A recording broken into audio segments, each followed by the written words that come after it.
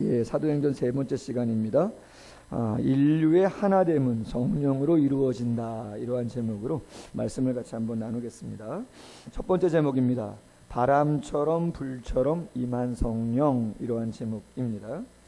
지난주 설교 시간에 잠시 말씀을 드렸던 것처럼 어제 전에 섬겼던 교회 청년의 결혼식이 있어서 다녀왔습니다. 그 자매의 부모님이 다 돌아가셨고 제가 장례를 치러 드리기도 했었기 때문에 신부하고 신랑이 인사드리러 와서 요청을 했어요. 그래서 저는 아들만 둘인데 경험할 수도 없었던 자매의 손을 붙잡고 식장에 입장하고 왔습니다. 부모님이 생각났습니다. 그 자매의 부모님이 마음이 좀 뭉클하기도 하고 찡하기도 하고 또 측은하기도 하고 한편으로는 감사하기도 하고 뭐 그랬습니다. 자, 그런데 식순에 재미있는 순서가 하나 있었습니다. 청년들 한 10여 명이 축가를 했습니다.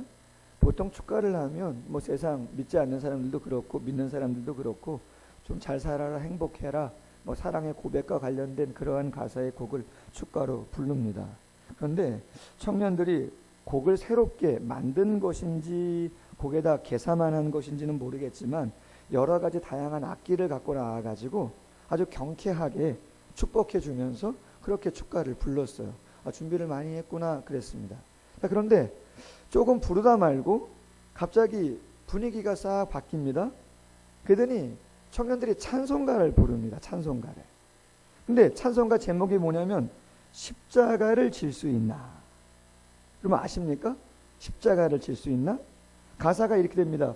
십자가를 질 수 있나 주가 물어보실 때 죽기까지 따라오리 저들 대답하였다. 우리의 심령 주의 것이니 당신의 형상 만드소서 주 인도 따라 살아갈 동안 사랑과 충성들 바치 오리다. 무거운 찬송이거든요 이게. 근데 경쾌하게 악기치고 막 하더니 말이죠. 갑자기 조용해지고 숙연해지더니. 근데 더 황당한 건 뭐냐면 한 청년이 진짜 십자가를 갖고 나오는 거예요. 그것도 2개씩이나. 근데 십자가 하나에는 신랑 얼굴이 담겨져 있는 사진이 하나 큼지막하게 붙어져 있어요. 또 하나의 십자가에는 신부의 얼굴이 딱 붙어져 있어요. 이 찬송가를 부르는데 청년들이, 남자 청년이 그 신랑 얼굴이 붙어 있는 십자가를 가지고 신랑 앞으로 가는 것이죠. 그러더니 질문을 해요. 진짜 십자가를 질 수 있냐고. 누구의 얼굴이 지금 십자가에 붙어 있다고요?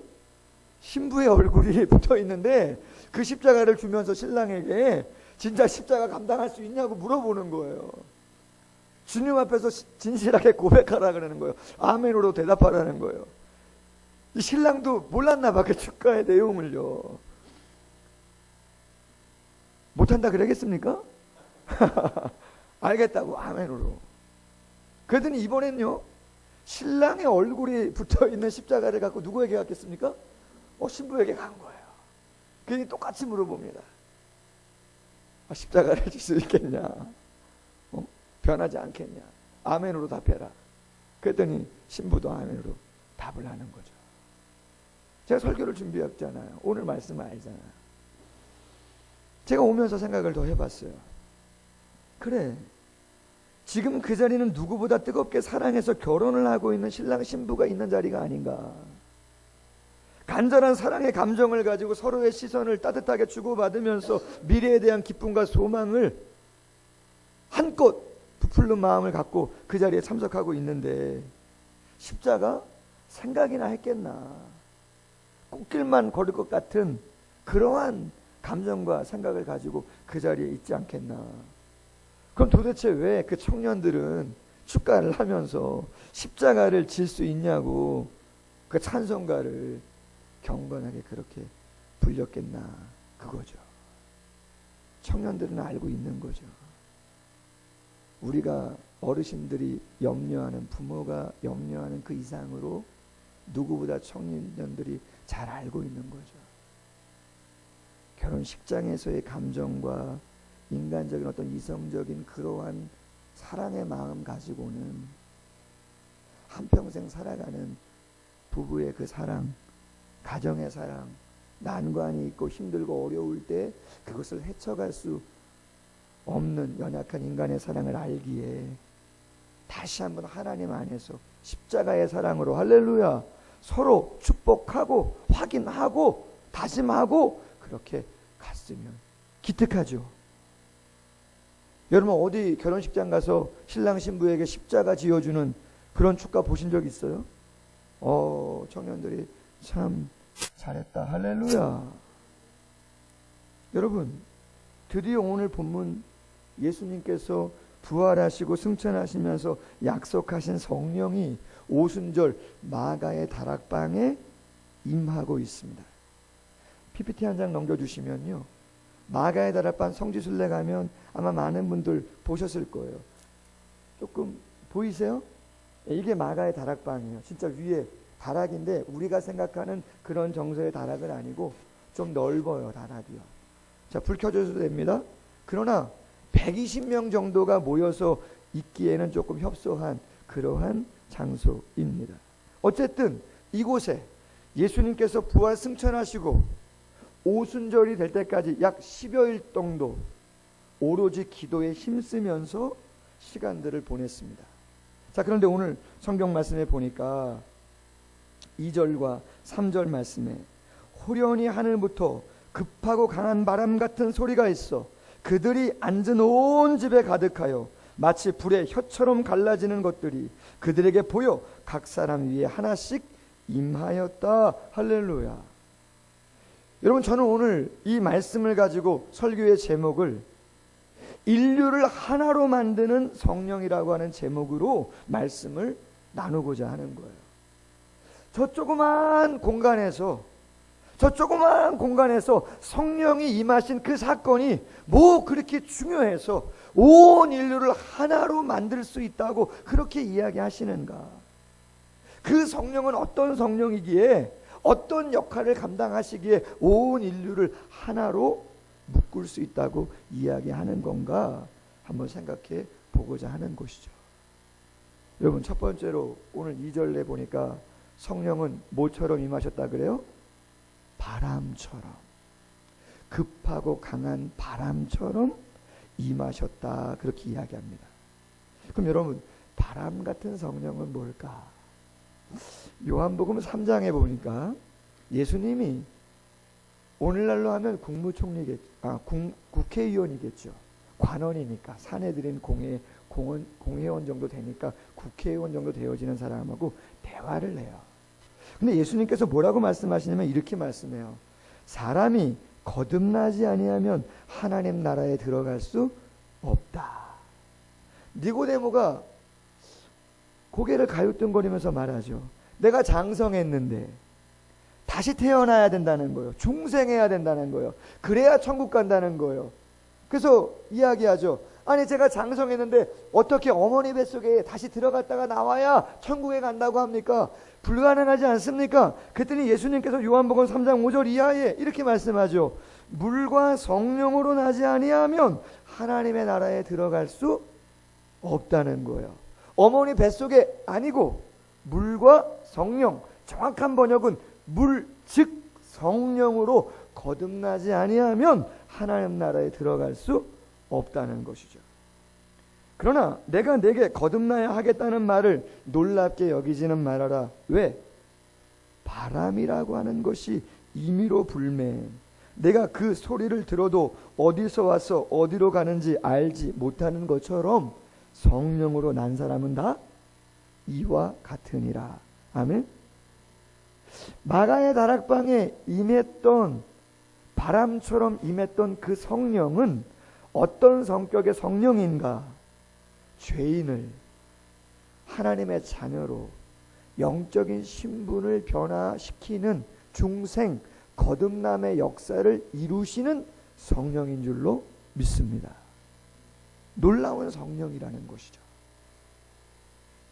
바람처럼 언제 어디서부터 왔는지 모르지만 내 안에 임하신 것을 우리가 느낄 수 있죠.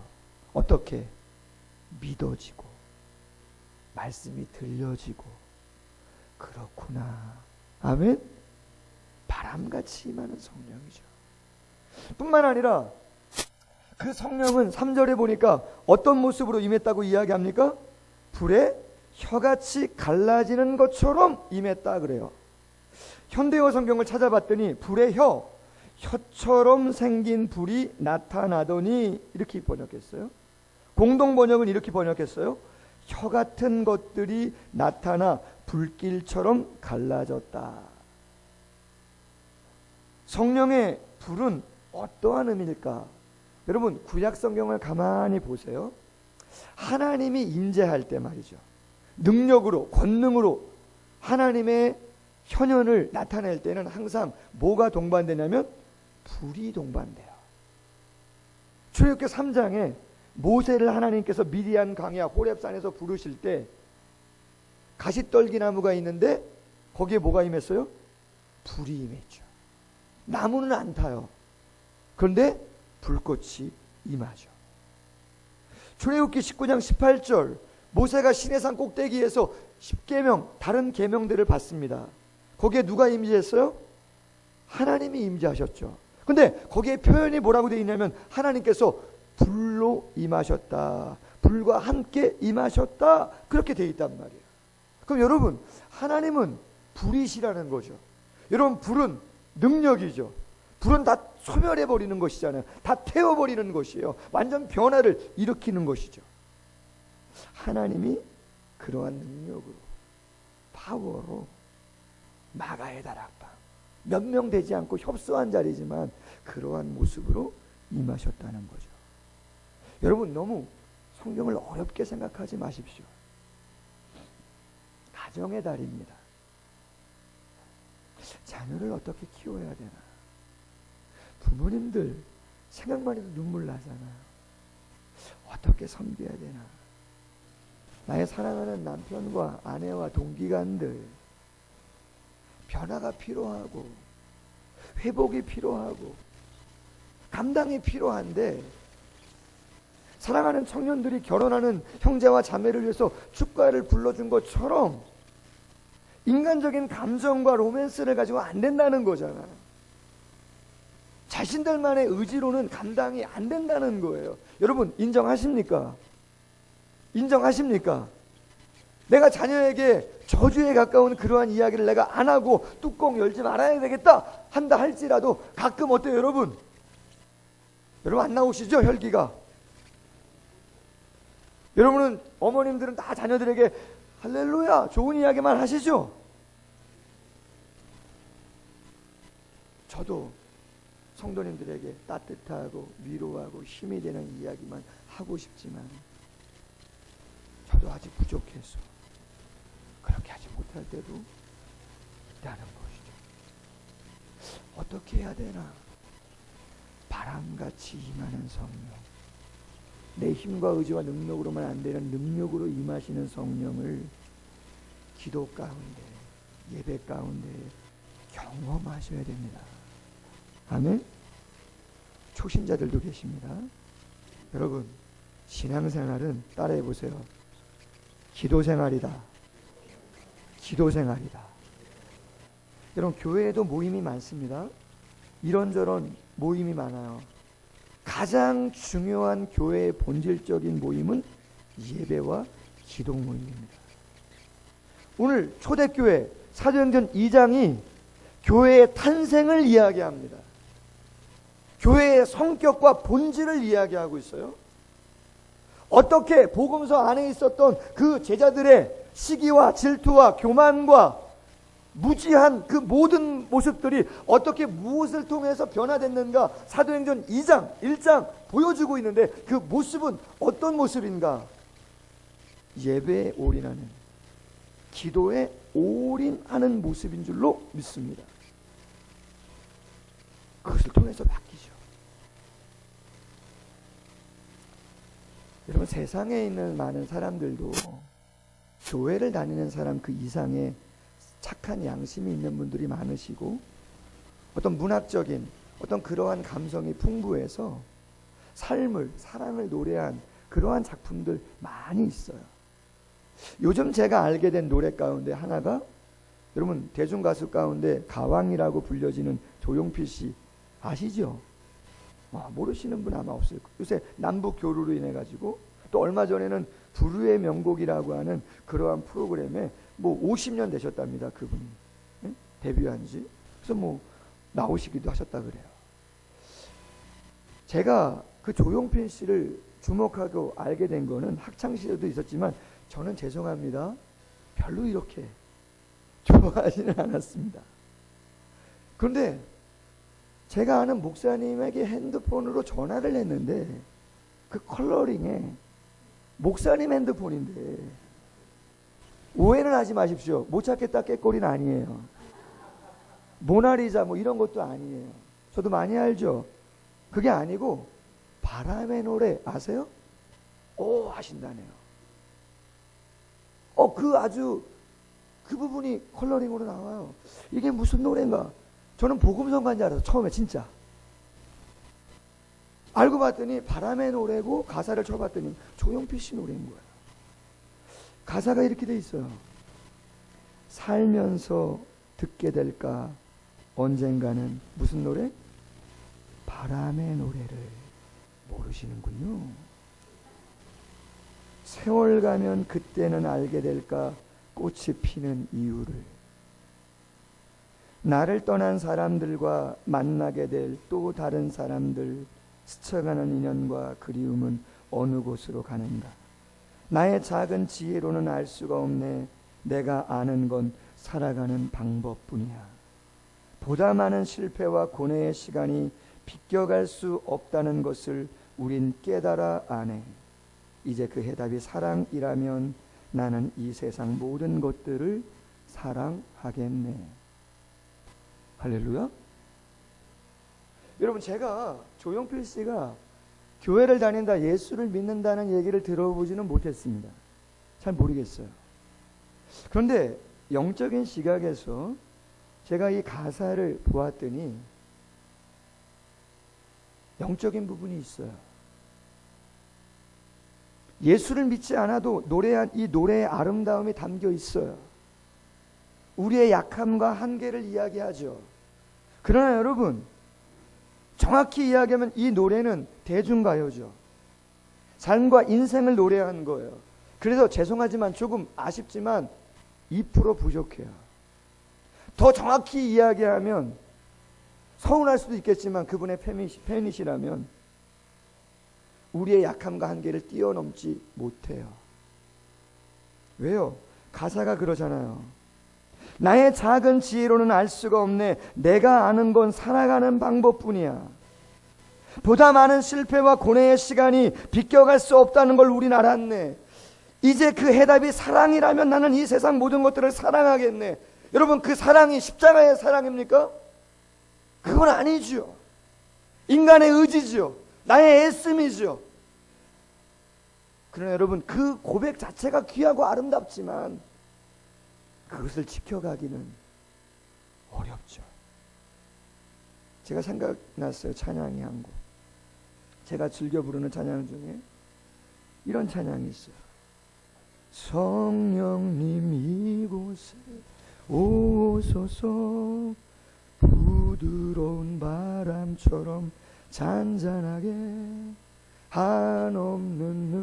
한없이 넘치는 능력으로 성령님 오소서.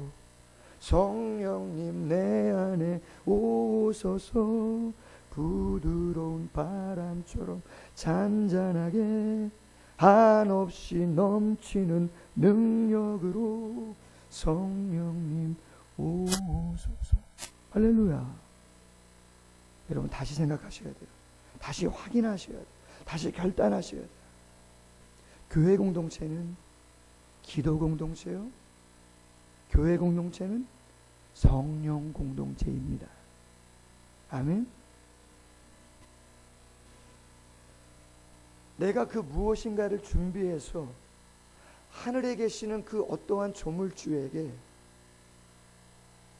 그분의 비율을 맞춰서 내가 원하는 그 어떠한 걸 이루어가는 것이 기독교가 아닌 줄로 믿습니다.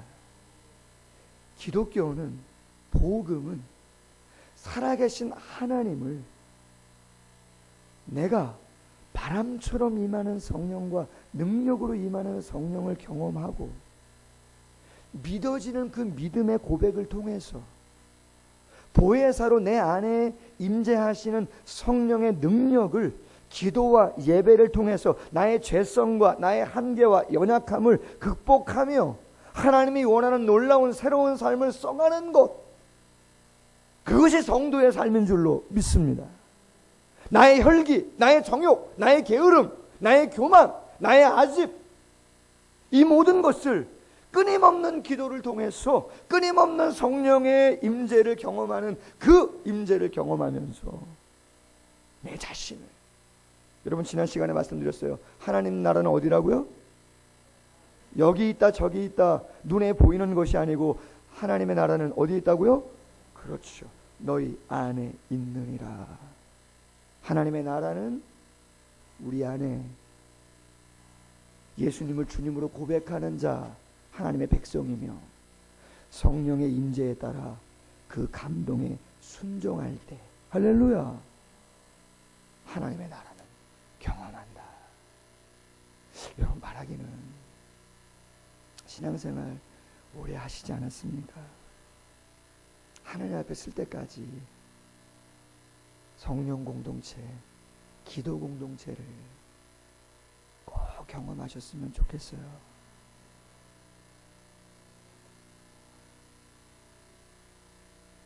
여러 모임 다 중요하지만 누구를 신뢰할 수 있는가? 여러분은 어떻습니까? 어떤 분에게 신뢰가 갑니까? 저는 그렇습니다. 많은 모임에 오시는 것도 중요하고 물질적인 부분도 중요하고 다 중요하지만 역시 제일 중요한 것은 하나님께 기도하는 그러한 성도, 신뢰가 가죠. 아멘. 한결같이 변함없이 하나님을 바라보는 성도, 기쁠 때나 슬플 때나 그 안에서 많이 좋아하실 수도 있는데, 낙심하고 좌절해서 등질 수도 있는데, 울면서 부르짖으면서 하나님을 찾는 분, 진짜죠. 여러분, 적은 곳이지만 바람처럼 불처럼 임한 성령을 경험한 초대교회는 놀라운 능력을 이루어간 줄로 믿습니다. 우리 교회가 그렇게 되어지기를.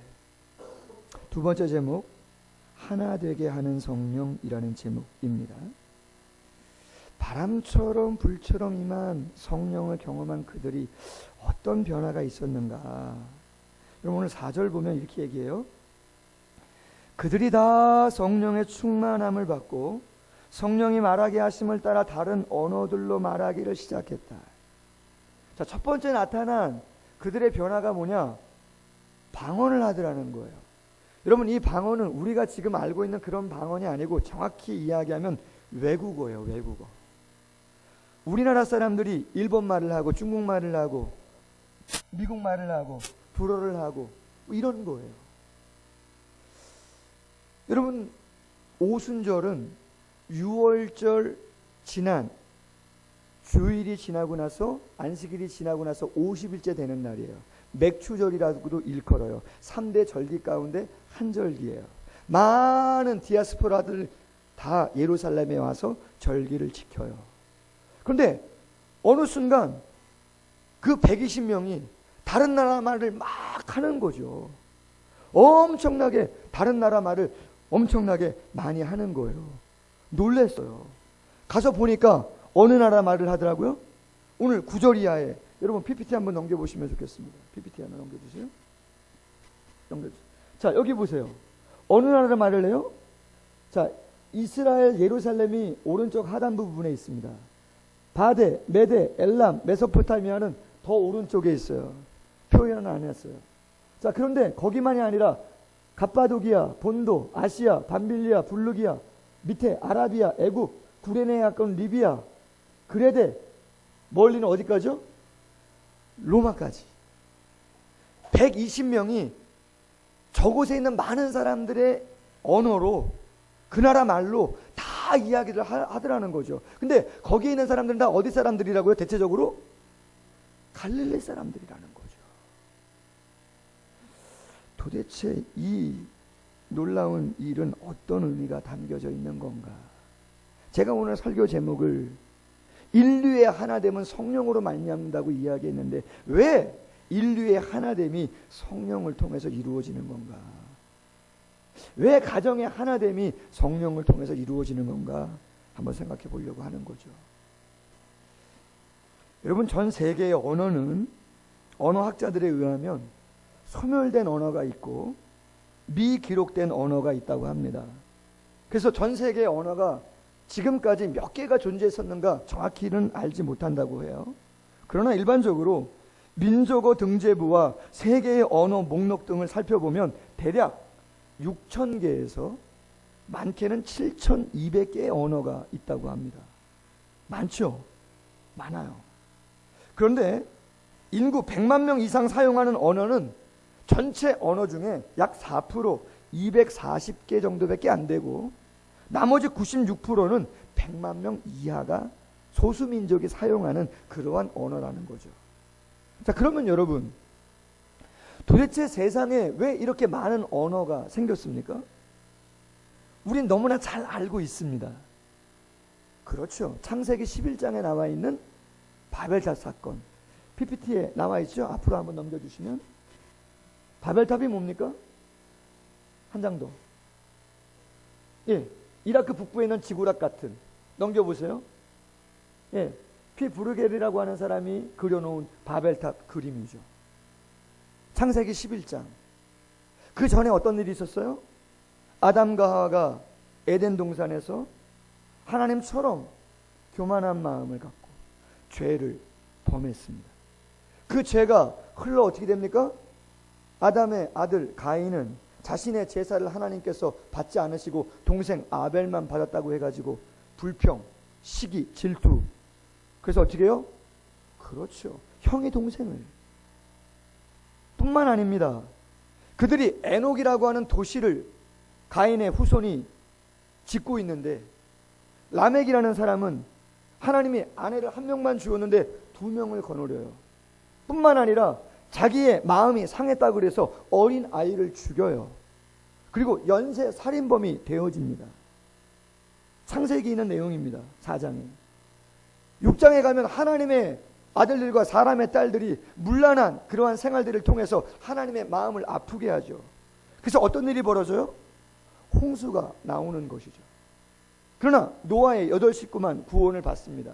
그리고 나서 창세기 9장 이후에 다시 인류가 번성하기 시작합니다.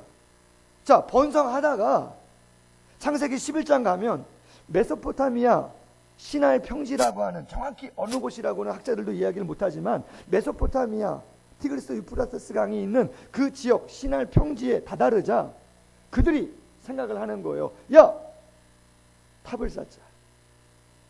하늘에 닿게 하자. 우리의 이름을 내자. 흩어짐을 면하자. 여러분, 왜 이것이 죄가 됩니까? 첫 번째는 누구의 이름을 내자고요?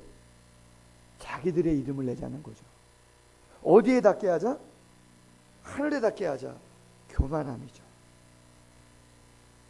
흩어짐을 면하자. 이 모든 건 하나님이 인간을 지은 하나님의 목적과 다 배치되어지는 거예요. 왜 그런가? 여러분 보세요.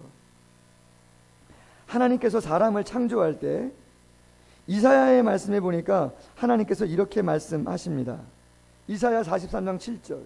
내 이름으로 불려지는 모든 자, 내가 내 영광을 위하여 창조한 자를 오게 하라. 그를 내가 지었고 내가 만들었다. 내가 나를 위하여 지었나니 나를 찬송하게 하려 함이라. 할렐루야. 여러분, 하나님이 사람을 지으실 때 우리를 행복하게 하기 위해서, 존귀하게 하기 위해서, 하나님의 보호와 은혜와 사랑을 받게 하기 위해서 지으셨는데, 그 은혜와 사랑을 받으려면 사람이 어떻게 해야 된다고요? 하나님처럼 되려고 하거나 자기 이름을 내려고 하거나 그러한 교만함을 가지고는 안 된다는 건데, 바벨탑을 쌓는 자들이 그랬다는 거죠.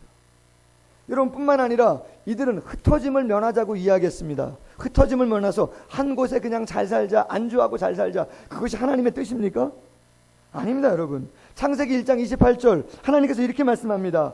하나님이 그들에게, 아담과 하와에게 복을 주시며 하나님이 그들에게 이르시되 생육하고 번성하여 땅에 충만해라, 땅을 정복해라, 바다의 물고기와 하늘의 새와 땅에 움직이는 모든 생물을 다스리라 하시니라. 할렐루야. 사랑을 그리는 교회가 성장하고 부흥했어요. 충실해야 되겠죠.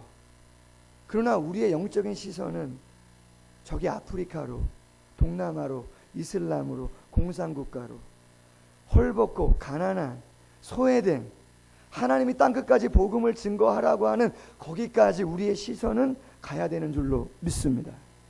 여러분이 새 아파트를 사시고 사업이 번창해서 사옥을 갖고 어떤 일들을 하시더라도 우리의 영적인 시선은 여기에 안주하면 아니 되는 줄로 믿습니다. 바다의 모든 물고기와 모든 새와 모든 움직이는 짐승들, 땅을 정복하고 다스리라 그러는데 신할 평지에만 머물러 있으면 어떻게 해요? 하나님의 뜻을 거스르는 거죠. 하나님이 어떻게 하십니까? 하나님이 내려가시죠.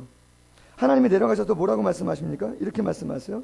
창세기 11장 6절 이하에 이 무리가 한 족속이요 언어도 하나이므로 이같이 시작하였으니 언어를 혼잡게 하여 서로 알아듣지 못하게 하자. 온 지면에 흩으자. 다시는 그 도시를 건설하지 못하게 하자. 그 이름을 바벨 혼잡이라 하자. 할렐루야. 그리고 언어를 몇 개로 줬어요? 6,000개에서 7,200개까지 알아듣지 못하도록. 자, 그런데 재미난 거는 오늘 마가의 다락방에 바람과 불로 성령이 임하자 갈릴리 한 곳에 사는 사람들이 방언을 하는데, 외국어를 하는데 본도, 갑바도기아, 아시아, 아라비아, 로마, 그레데 많은 곳에 있는 사람들의 나라 말로 이야기해요. 알아들어요? 못 알아들어요? 못 알아들어요? 알아들어요? 못 알아들어요? 그렇죠. 알아듣는단 말이에요. 아빠가 자녀에게 잘 타이르는데 자녀가 그걸 못 알아들으면 마음 아파요? 안 아파요? 마음 아파요. 근데 어떨 때 자녀가 잘 알아듣느냐? 뚜껑 열리면서 얘기하면요 못 알아들어요. 여러분 무슨 얘기인지 아시겠어요? 여러분이 아무리 지식이 많고 경험이 많으셔도 혈기 가지고 미움 가지고 교만함으로 막 이야기해 보세요. 아내가 듣습니까? 아내 절대 안 들어요. 무슨 얘기하는 거야? 딴 세상 사람이에요. 여러분 한두 번 경험하시는 거 아니잖아요. 죄송합니다. 폄하해서. 아니에요. 여러분 온 인류를 하나 되게 하는 것은, 가정을 하나 되고 교회를 하나 되게 하는 것은 재정이 많고 사람이 많고 아니에요. 여러분 그런 거 아니에요. 제가 말씀드렸잖아요. 저희 교회 개척 초기에 30명 전까지는 편했다고. 아무도 무슨 이야기 하시는 분들이 없어요. 서로서로도 마찬가지. 30명이 딱 됐어요. 남전도회 여전도회 했어요. 30명인데 뭐 이렇게 말이 많으신지. 죄송합니다 여러분. 뭐 의견 대립이 왜 이렇게 대립이 많으신지. 30명밖에 안 되는데 무슨 이렇게 힘들어요? 그럼 왜 그런 겁니까? 성령이죠. 아멘? 성령이에요, 여러분. 왜 가정 예배를 드려야 되는 거죠? 왜 교회가 예배가 가장 중요하고 기도 모임이 가장 중요하다고 그렇게 이야기하는 것입니까? 그것은 성령이 하나 되게 하는 영이에요. 아멘? 저도 혈기 버리고 싶고 뚜껑 열리고, 그런데 기도를 하면은요 네가 더 잘해래. 할렐루야. 목사, 네가 더 잘해야지. 네가 더 참고, 네가 더 짐을 져야지. 기도 안 하면요, 내가 더 잘한 것만 보이죠. 내가 아내에게 더 잘하고 내가 자녀들 더 잘한 것만 보이죠. 기도를 했더니 성령께서 내가 할 수 없는 언어, 내가 생각해 보지도 않았던 언어들, 그러한 영적인 능력들을 성령께서 부어주시는 거죠. 여러분, 신앙생활은 그러한 성령의 감동을 경험하는 것입니다. 그게 진짜 신앙생활이에요. 교회는 세상과 구별됩니다. 구별되는 이유는 세상에 없는 것이 교회에 있기 때문인 줄로 믿습니다. 재정도 많잖아요. 좋은 프로그램도 얼마나 많습니까? 그러나 세상에 없는 것이 교회에 있는데 그것은 성령인 줄로 믿습니다. 남북 정상회담 했습니다. 북미 정상회담, 4자회담, 6자회담, 앞으로 어떻게 전개될지 모르지만 온 인류를 하나 되게 하는 것은 기도의 힘이요 성령의 역사인 줄로 믿습니다. 저는 확신합니다. 어떻게 전개될지는 모르지만, 모르긴 몰라도 한국교회가, 그리고 저 북한에 있는 지하교회 성도들이 눈물 흘려가며 심지어는 피 흘리며 민족의 통일과 복음 안에서의 하나됨을 많이 기도했습니다. 하나님이 누구를 통해서 어떻게 역사하실지 모르겠지만 하나님은 반드시 그 쌓아놓은 기도를 들으시고 작게는 남과 북이 하나가 되고 나아가서는 전체가 하나 되어지는 그러한 역사를 허락해 주실 줄로 믿습니다. 다른 많은 부분도 애쓰시겠지만 가정의 날 사도행전을 묵상하면서 예배와 기도에 하나 되게 하시는 바람처럼 불처럼 임하는 그 성령을 충만히 경험하는 우리 모두가 되기를 주님의 이름으로 소원합니다.